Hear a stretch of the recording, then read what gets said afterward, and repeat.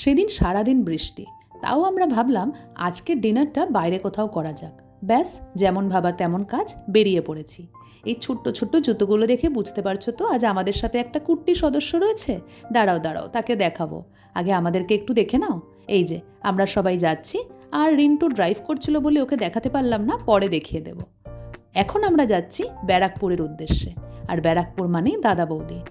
গিয়ে দেখি দাদা বৌদির হোটেল, যেটা আমি অনেক বছর আগে দেখেছিলাম, একটা ছোট্ট ঝুপড়ি মতন দোকান, কিন্তু তার বাইরেও বিশাল লাইন, সেই জায়গা পুরোই পাল্টে গেছে। এখন ওখানে মলের মতন বিশাল বড় এক বিল্ডিং, কিন্তু তার বাইরের লাইন কিন্তু কমেনি, বরং বেড়েছে। এই দুজনকে লাইনে দাঁড় করিয়ে দিয়ে আমরা চললাম পার্কিংয়ের দিকে। এখানে পার্কিংটা একটু ঝঞ্ঝাটে। তোমরা যখন আসবে তখন বিল্ডিংয়ের বাদিকের রাস্তাটা দিয়ে সোজা ঢুকে গেলেই দেখবে পার্কিংয়ের জায়গা আছে। একটু তাড়াতাড়ি করার চেষ্টা করো, না হলে রাস্তায় জ্যামের সৃষ্টি হয়। যাই হোক, বৃষ্টি মাথায় নিয়েই আমরা ঢুকে পড়লাম। ইচ্ছে ছিল ওপরের কোনো ফ্লোরে বসবো, কিন্তু দেখলাম নিচে ফাঁকা হচ্ছে আর বাইরে বৃষ্টিও হচ্ছে, তাই চলে এলাম একদম নিচের ফ্লোরে। এই দেখো, এর কথাই তখন বলছিলাম, আজকে আমাদের স্পেশাল সদস্য কি সুন্দর সাজুগুজু করেছে। খুশি দেখেছো? ওই কুট্টি কুট্টি কয়েকটা মাত্র দাঁত উঠেছে, তাই দিয়ে কি হাসি! আমাদেরও এত ভালো লাগছিল ওকে আমাদের সাথে আনতে পেরে। দেখো কি সুন্দর করে হাসছে, আর ওর ভাষায় কত কী না কথা বলছে। এখনও কিন্তু ওর 1 বছর হয়নি। যাই হোক, ওকে আমরা টেবিলের উপর বসিয়ে খাবারের অপেক্ষা করছিলাম। এরপর চলে এলো আমাদের অর্ডার দেওয়া ফিশ ফ্রাই। দিশা বলল ফিশ ফ্রাইগুলো নাকি উপরের ফ্লোরে দাম একটু বেশি নেয়।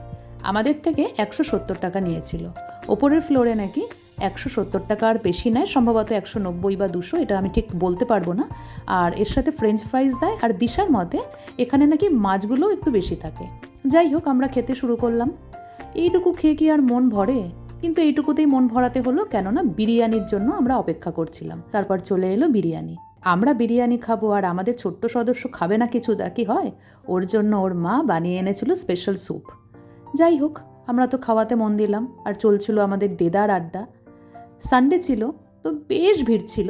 তার মধ্যে আমরা দেখলাম যে লাইন কিন্তু একটুও কমছে না, যত রাত বাড়ছে তত লাইন বাড়ছে। খেয়াল করলাম এখানে বিভিন্ন থালি সিস্টেমও রয়েছে।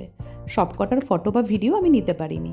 তোমরা যখন যাবে তখন ট্রাই করতে পারো, শুনেছি নাকি ভালোই হয়। বাইরে বৃষ্টি যেমন বাড়ছিল তেমনই বাড়ছিল ভিড়।